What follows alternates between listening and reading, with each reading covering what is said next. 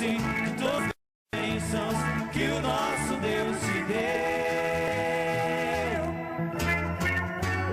Bem-aventurado serás ao entrar e sair de qualquer lugar.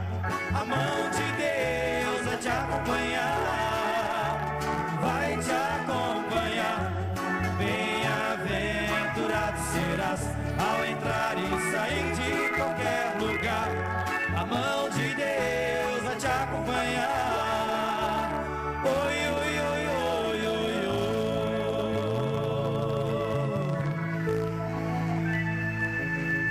Amém. Agora, amém. Agora nós colocamos aqui, agora vamos estender nossas mãos e vamos abençoar. Amém?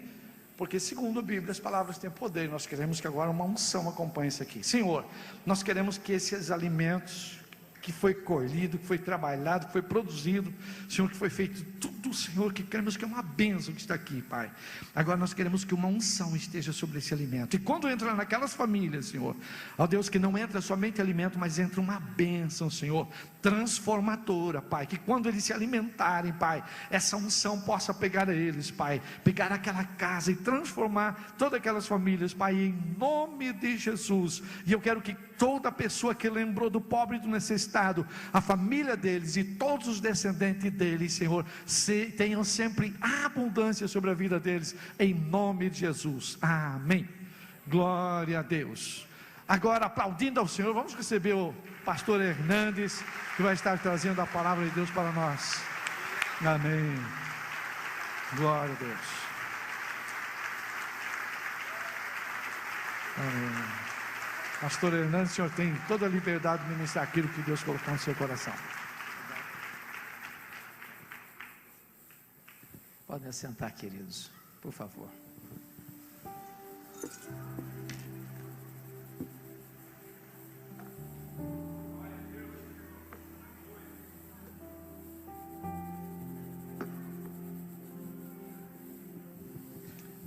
Irmãos amados, é sempre bom estar aqui com vocês. E eu vou trazer hoje uma mensagem que Deus colocou no meu coração há pouco tempo. Eu preguei essa mensagem recentemente aqui no estado de Santa Catarina e gostaria de repetir essa mensagem hoje aqui para a igreja. Esse texto está no Evangelho de Cristo, conforme o relato de Lucas, no capítulo 3, versos de 1 a 20. Lucas 3, versos de 1 a 20. Abra sua Bíblia, acompanhe essa leitura e por favor não feche sua Bíblia. Eu preciso que você, com a Bíblia aberta, acompanhe comigo essa exposição. Está escrito assim: no 15º ano do reinado de Tibério César, sendo Pôncio Pilatos governador da Judeia, Herodes, tetrarca da Galileia, seu irmão Filipe, tetrarca da região de Itureia e Traconites, e Lisânias, tetrarca de Abilene, sendo sumos sacerdotes Anás e Caifás, veio a palavra de Deus a João, filho de Zacarias, no deserto. Ele percorreu toda a circunvizinhança do Jordão, pregando o batismo de arrependimento para a remissão de pecados, conforme está escrito no livro das palavras do profeta Isaías: voz do que clama no deserto, preparai o caminho do Senhor, endireitai as suas veredas, todo o vale será aterrado e nivelado todos os montes e outeiros, os caminhos tortuosos serão retificados e os escabrosos aplanados, e toda a carne verá a salvação de Deus. Dizia ele, pois, às multidões que saíam para serem batizadas: raça de víboras, quem vos induziu a fugir da ira vindoura? Produzi, pois, frutos dignos do arrependimento, e não comeceis a dizer entre vós mesmos: temos por pai Abraão, porque eu vos afirmo que destas pedras Deus pode suscitar filhos a Abraão. E também já está posto o machado à raiz das árvores.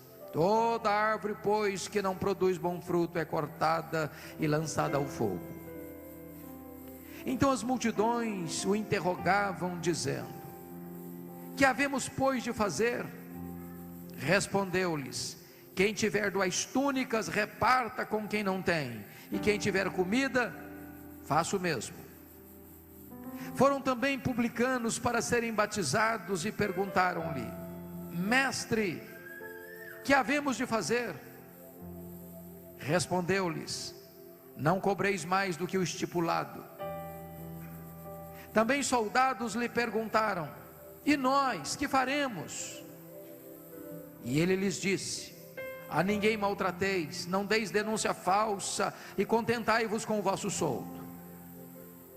Estando o povo na expectativa e discorrendo todos no seu íntimo a respeito de João, se não seria ele porventura o próprio Cristo, disse João a todos: eu na verdade vos batizo com água, mas vem o que é mais poderoso do que eu, do qual não sou digno de desatar-lhe as correias das sandálias. Ele vos batizará com o Espírito Santo e com fogo. A sua pá ele a tem na mão, para limpar completamente a sua eira e recolher o trigo no seu celeiro, porém queimará a palha em fogo inextinguível. Assim, pois, com muitas outras exortações, anunciava o evangelho ao povo. Mas Herodes, o tetrarca, sendo repreendido por ele por causa de Herodias, mulher de seu irmão, e por todas as maldades que o mesmo Herodes havia feito, acrescentou ainda sobre todas a de lançar João no cárcere. Amém.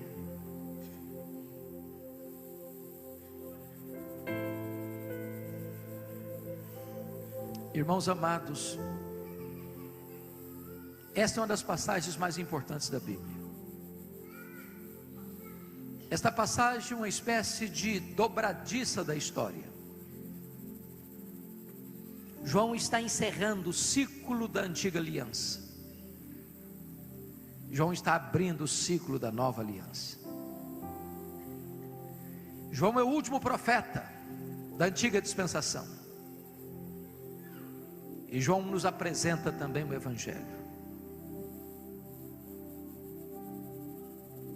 João está aparecendo aqui depois de 400 anos de silêncio profético. Desde Malaquias é que a voz de Deus não se fazia ouvir. E é curioso que Lucas, que era médico e historiador, é o único evangelista que retrata de maneira clara a infância tanto de João Batista quanto de Jesus. E ele termina o seu registro no capítulo 2, Jesus tendo 12 anos. E ele abre o capítulo 3, com João Batista começando o seu ministério, com 30 anos de idade. Jesus com 30 anos de idade. E nós não sabemos o que aconteceu com Jesus dos 12 aos 30 anos. Há muitas especulações. Onde Jesus esteve, o que ele fez. Mas onde a Bíblia não tem voz, nós não deveremos ter ouvidos. O cuidado de Lucas aqui é situar para você e para mim como estava o mundo na época que Deus fala com João Batista e levanta João Batista. E se você notar, com a Bíblia aberta, por favor, veja aí no verso 1 e 2, que ele vai citar 7 personagens da história, para descrever o tempo e a época em que João Batista começa a pregar. 5 personagens do mundo político, 2 personagens do mundo religioso. E ele começa dizendo: no 15º ano do reinado de Tibério César. Mas eu gostaria de pedir licença aos meus irmãos para retroceder um pouco, e eu preciso da sua paciência, porque é fundamental você entender como é que o Velho Testamento termina com Malaquias, e como é que o Novo Testamento começa aqui com João Batista. O que é que aconteceu no mundo nesse período, nesse interregno? Permitam-me, resumidamente, lhes falar um pouco sobre isso, para depois entrar na exposição desse texto. O Velho Testamento termina quando o Império Medo-Persa dominava o mundo.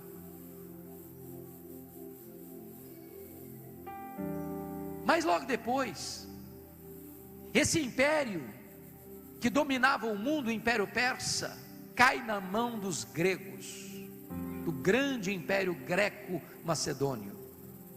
E Filipe tinha um grande sonho de helenizar o mundo, de espalhar a cultura grega pelo mundo. Morre sem realizar esse sonho. Seu filho Filipe, seu filho Alexandre o Grande, Alexandre Magno, assume o trono no lugar de seu pai Filipe com 20 anos de idade. Um líder mais forte, mais robusto, mais audacioso. Com apenas 13 anos de governo, ele faz o mundo da época dobrar-se diante da sua bravura e do seu espírito guerreiro e expansionista.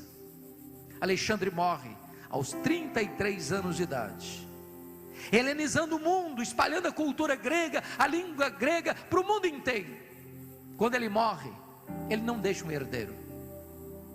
O grande, vasto Império Greco-Macedônio é dividido entre os 4 mais importantes generais do seu império. Israel, território de Israel, fica ora sob o domínio de Seleuco, ora sob o domínio dos Ptolomeus, ou melhor, ora sob o domínio dos Ptolomeus, que eram do Egito, ora sob o domínio dos Seleucidas, que eram sírios. Por mais de 100 anos Israel esteve debaixo do governo dos egípcios, dos Ptolomeus. Mas depois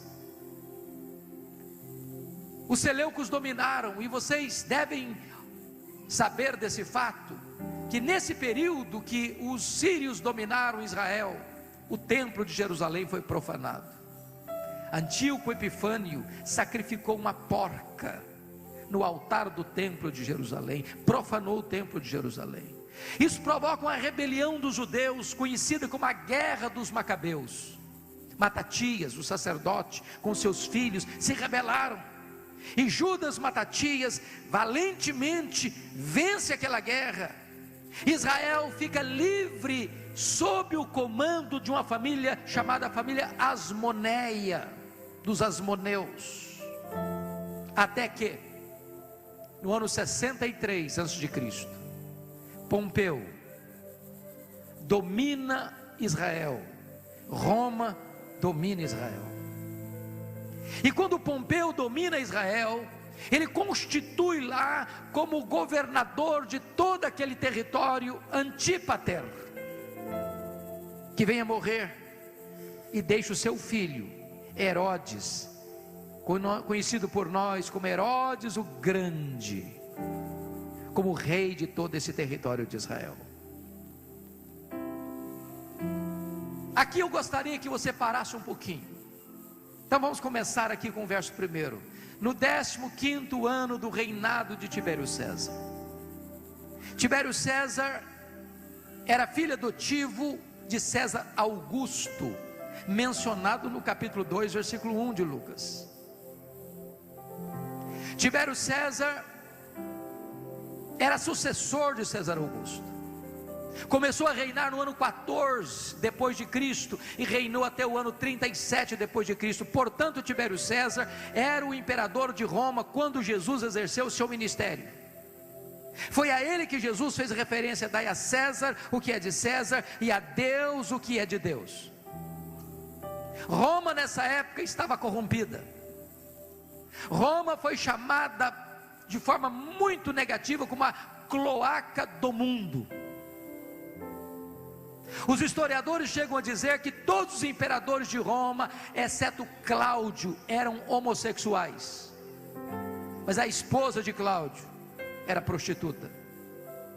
Esse era o cenário moral do Império Romano. quando João Batista recebeu a palavra de Deus. Mas aqui diz: sendo Pôncio Pilatos governador da Judéia, Herodes tetrarca da Galileia, seu irmão Filipe tetrarca da região de Itureia, Traconice, e Lisânias tetrarca de Abilene. Nós precisamos inserir aqui uma outra informação para você entender melhor o texto. Disse a vocês que Herodes o Grande, filho de Antípater, tornou-se rei. E esse Herodes o Grande é aquele Herodes que mandou matar as crianças de Belém. Quem era esse Herodes? Esse homem era um homem de um grande tino administrativo. Foi ele quem ampliou e embelezou o templo de Jerusalém.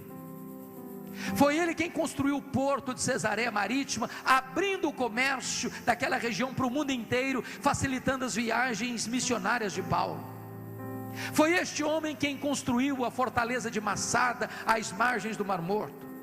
Foi este homem que construiu castelos por todo o território de Israel. Mas este homem tinha um seríssimo problema: ele tinha muito medo de perder o poder. Ele era insano, ele era louco. Ele casou-se 10 vezes. 10 vezes. A sua esposa mais predileta, se diríamos assim, chamava-se Mariana, da nobreza de Israel. Sabe o que ele fez? Com medo de que a família da sua mulher conspirasse contra ele, logo que ele se casou, ele mandou matar todos os nobres da família da sua mulher. Sua sogra, Alexandra, pediu para ele nomear Aristóbulo, seu sobrinho, com 17 anos de idade, como sumo sacerdote em Jerusalém. Portanto, a religião já estava corrompida, porque isso era nomeado a preço de ouro. E Aristóbulo, mesmo jovem, tornou-se proeminente, ganhando a simpatia do povo. Herodes não titubeou, mandou matá-lo. Alexandra, sua sogra, com medo, fugiu para o Egito, para tentar escapar das mãos do seu genro. Ele mandou seus emissários atrás dela no Egito. Ela tentou escapar, simulando um funeral. Descobriram-na e mataram-na no Egito. Quando César Augusto soube disso, mandou chamá-la em Roma, para exortá-lo diante das suas crueldades, com medo de que Mariana, cuja família já estava sendo assassinada, conspirasse contra ele na sua ausência. Antes de embarcar para Roma, mandou matar Mariana, sua mulher. Ao voltar de Roma, ele manda 2 de seus filhos para Roma para estudarem. Sua irmã Salomé disse para ele: quando seus filhos voltarem de Roma, eles estarão mais preparados para serem reis aqui em Israel. Ele ficou com medo de que seus filhos conspirassem contra ele, mandou matar seus próprios filhos. Antes de morrer, na estância hidromineral de Jericó, que ele mesmo havia construído, fez a sua irmã Salomé jurar: no dia que eu morrer, eu quero choro. Então mande matar pelo menos um nobre de cada família de Israel, dos nobres, porque eu quero ter lágrimas no meu funeral. Agora você entende por que esse homem se alarmou quando os magos falaram que tinha nascido um menino em Belém da Judéia para ser rei dos judeus. E por que com ele toda Jerusalém se alarmou? Quando esse homem morre, Herodes o Grande, ele constitui seus filhos em tetrarcas. O que é tetrarca? Governador de uma 4ª parte. O que ele faz? Ele coloca Arquelau na região da Judéia, onde ficava Jerusalém, na região de Samaria. Ele coloca Herodes, que nós chamamos de Antipas, na região da Galileia. Ele coloca Filipe na região de Itureia e Traconites, e Lisânias na região de Abilene. Só que esse que foi colocado na região principal da Judéia, onde ficava Jerusalém, a capital, o Arquelau, ele foi muito mal, muito mal. O que aconteceu? Os judeus disseram: nós não queremos Arquelau governando sobre nós. O que Roma fez? Constitui nessa região um governador romano, porque a família herodiana era edomita, descendentes de Esaú. Ele aproveita o momento, o imperador, e constitui em Jerusalém um governador romano. Como é que chamava? Pôncio Pilatos. Eu só estou chamando a sua atenção agora para o seguinte: Lucas começa do cenário geral do império, para dizer que o mundo geral no império estava em decadência moral. Agora o cenário político da província de Israel estava em estado pior ainda, nas mãos dos filhos do maior carrasco da história de Israel, chamado Herodes o Grande. O cenário político era o mais sombrio, Mas a grande pergunta é: como é que estava o cenário religioso? Confira comigo o verso 2: sendo sumos sacerdotes Anás e Caifás. Sabe o que nos choca aí? É que só havia um sumo sacerdote, não dois. A religião estava em decadência. O verdadeiro sumo sacerdote aqui é Caifás, porque Anás tinha sido deposto pelos romanos. Mas como ele era mais amado pelo povo, ele era o sacerdote de fato, quando o seu genro Caifás era o sacerdote direito. Tanto é fato que quando Jesus foi julgado, depois de preso no Getsêmani, quem o interrogou primeiro? Foi Anás. Mas na hora de enviá-lo para Pilatos, quem o mandou? Foi Caifás. Sabe o que esse texto está querendo dizer para nós, irmãos? No momento em que a palavra de Deus veio a João, o mundo político e religioso estava em total decadência. Sabe o que isso me ensina hoje? Por pior que seja o cenário do Brasil, cenário político, cenário religioso, cenário moral, por pior que seja o cenário internacional de terrorismo assustando as nações, Deus pode virar a mesa. Deus pode agir sobrenaturalmente. Deus pode provocar um fato novo.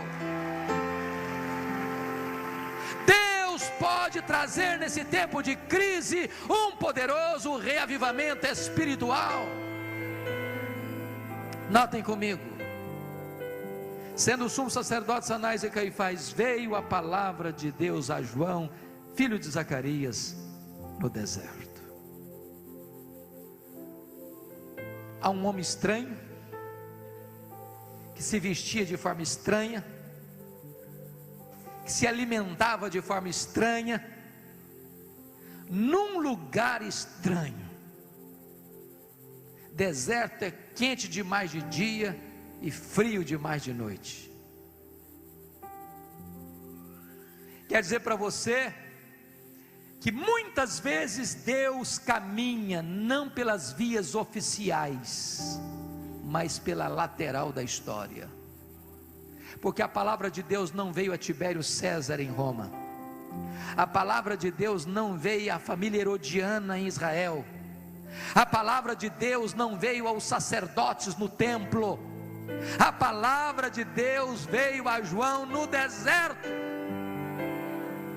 Deus é livre e soberano para agir do seu modo, muitas vezes frustrando as oficialidades dos homens.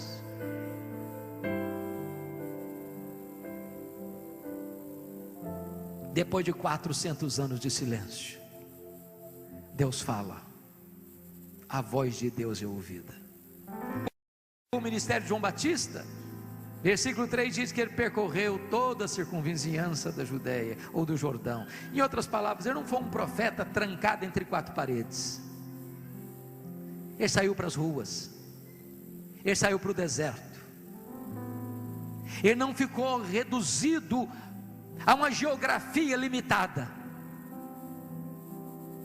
Mas a pergunta é: o que ele pregou? Qual era a sua mensagem? depois de 400 anos de silêncio, e está escrito aí: ele pregou, ou pregando, o batismo de arrependimento para a remissão de pecados. Irmãos queridos, aqui está a essência do Evangelho. Ele pregou arrependimento, batismo de arrependimento para a remissão de pecados. Sabe o que significa isso? Traduzindo isso, trocando em miúdos, tornando isso claro: não há mínima chance de você ser perdoado, a não ser que você se arrependa. Não tem boas novas de salvação para você, a não ser que você se arrependa. É impossível você entrar no céu, a não ser que você se arrependa. É impossível que o seu nome seja escrito no livro da vida, a não ser que você se arrependa. Oferecer para você salvação, sem que você passe pela agonia do arrependimento, sem que você passe pela transformação do arrependimento, é oferecer um evangelho de adesão e não um evangelho de conversão. Mas você pergunta: de onde eu tirou essa mensagem? Depois de 400 anos de silêncio, da cabeça dele? Será que isso era uma inovação? Será que isso era um modismo que estava começando? Não, está escrito aí no verso 4: conforme o que está escrito no livro das palavras do profeta Isaías. Este homem começa a pregar depois de 400 anos de silêncio, e ele não é a origem da mensagem, ele não cria mensagem, ele não inventa mensagem, ele prega o que está na palavra de Deus. E eu quero dizer para você, pastor Gilmar e eu, os pastores desta igreja, nenhum de nós aqui tem competência, tem autoridade para pregar nada que não emane da própria palavra de Deus. Você e eu viemos aqui hoje não para escutar a voz de um homem, não para escutar a voz de homens. Você e eu viemos aqui hoje para escutar a voz de Deus. E toda vez que você abre a Bíblia, toda vez que você expõe a Bíblia, Deus está falando com você.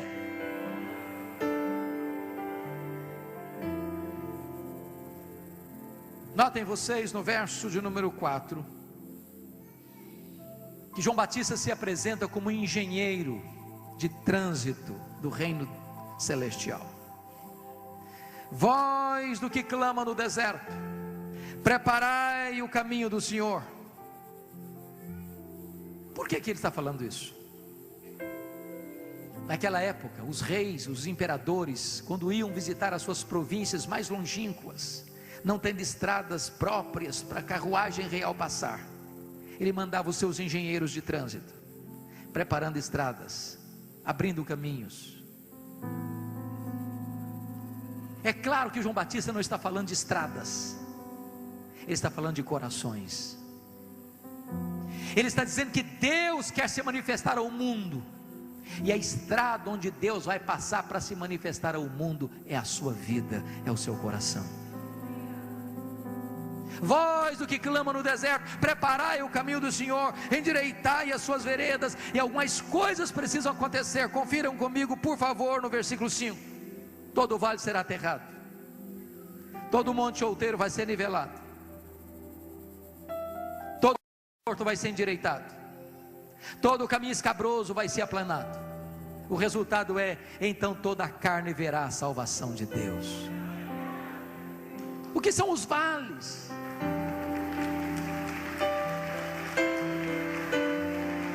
O que são os vales? São depressões, são buracos, são crateras. Sabe, irmãos, muitas vezes na nossa vida tem determinadas brechas, buracos, fossos, que é preciso construir uma ponte por cima, senão não dá passagem. Muitas vezes a enxurrada do pecado arranca essas pontes e deixa um grande vazio. Esses vales têm que ser aterrados. Monte fala de soberba, monte fala de altivez, de orgulho, de justiça própria. O trator da palavra de Deus precisa passar por cima desses montes. Você precisa se humilhar debaixo da poderosa mão de Deus. Enquanto você bater no peito e pensar, não, eu sou bom, eu mereço, eu faço por onde, eu estou construindo a minha própria salvação, pelo meu próprio esforço, pelo meu próprio mérito, eu vou ser salvo porque eu fiz por onde. Enquanto houver no seu coração qualquer sinal de autojustiça, não haverá chance de Deus passar pela sua vida. O que é caminho torto? Caminho torto fala de vida dupla, de hipocrisia, de ser uma coisa na igreja, outra dentro de casa, outra no trabalho. Quando o evangelho entra no seu coração, quando o evangelho entra na sua casa, endireita a sua vida. Você era mentiroso, agora você é verdadeiro. Você era desonesto, agora você é íntegro. Você era uma pessoa que se rendia à bebida alcoólica, agora você é sóbrio. Você gastava o seu dinheiro naquilo que não era pão, agora você gasta aquilo que é proveitoso. Você era infiel, agora você é fiel ao seu cônjuge. Você agredia a sua família, agora você desvela-se em amor pela sua família. O evangelho transforma vidas. O caminho escabroso fala de caminho fora do lugar. É uma pergunta para você fazer o seu coração: o que está fora do lugar na sua vida? Seu casamento? Seu trabalho? A relação com seus filhos? Sua vida devocional? O que está fora no lugar na sua vida e que precisa ser colocada de volta no lugar? Eu quero dizer para você que Deus está aqui, e Ele transforma vidas. Nós cantamos um cântico agora há pouco, até pedi ao Jacques para mandar a letra para mim, porque esta música caipira, dentro da cultura brasileira, é muito apreciada, e essa letra que fizeram é magnífica. É assim mesmo, Deus transforma vidas. Deus transforma vidas. Talvez você entrou aqui hoje arrebentado, talvez você entrou aqui hoje machucado e ferido, pois Deus está aqui hoje para mudar a sua sorte, para transformar a sua história, para mudar a sua vida. Hoje de manhã eu estava gravando um programa de televisão em Campinas, num parque muito bonito. Passa correndo, que era um parque onde as pessoas faziam exercício físico, passa correndo um jovem. Olá, tudo bem? Falando comigo, estendeu a mão para mim, parecia que ele não me conhecia, e ele ficou ali por perto, correndo ali por perto. Quando eu terminei de gravar, ele se encostou em mim e disse: o senhor tem 2 minutos para mim? Falei: claro que eu tenho. Ele disse: eu estou muito aflito, eu vivi na igreja até os 14 anos, eu tenho 32 anos, eu ando tão longe de Deus, eu preciso de acertar minha vida com Deus, eu não aguento mais, eu estou oprimido, estou angustiado. Eu falei da graça de Deus, do perdão de Deus, da restauração de Deus para aquele jovem. Ele estava emocionado, chorando. Eu orei com ele, ele disse: eu agora estou me voltando para os braços do meu Salvador. Eu quero dizer para você nesta noite, que por pior que seja a sua vida, por pior que seja a sua situação hoje, volte para os braços de Deus. Se alguma coisa está fora do lugar na sua história, volte para os braços de Deus. Ele restaura a sua sorte.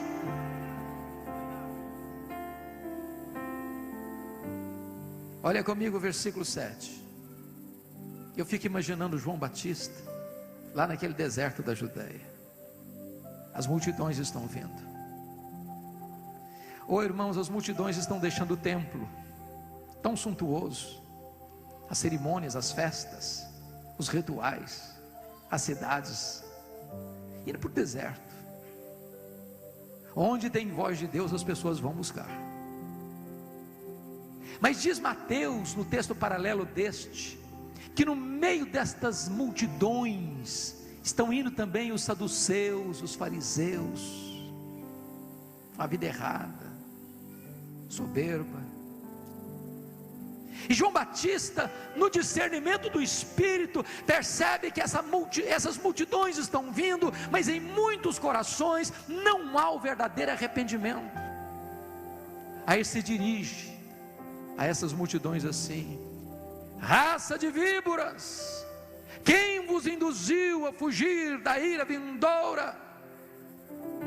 E eu penso, pastor Gilmar, que se nós fôssemos nos dirigir ao povo que vem desta forma, muito provavelmente nós ficaríamos solitários na igreja.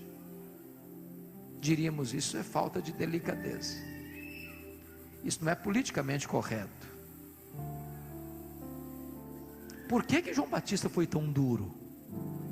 Depois de 400 anos de silêncio, o primeiro pregador que abre a boca chama o seu auditório de raça de víboras. Sabe por que João Batista está fazendo isso? Ele está percebendo um risco mortal, um veneno mais perigoso do que a cobra mais peçonhenta. Ele está percebendo que as pessoas que estão vindo para receber o batismo não estão verdadeiramente arrependidas, elas estão enganando a elas mesmas, e o auto engano é pior do que o veneno da serpente. Cuidado, cuidado. Não pense você que o fato de você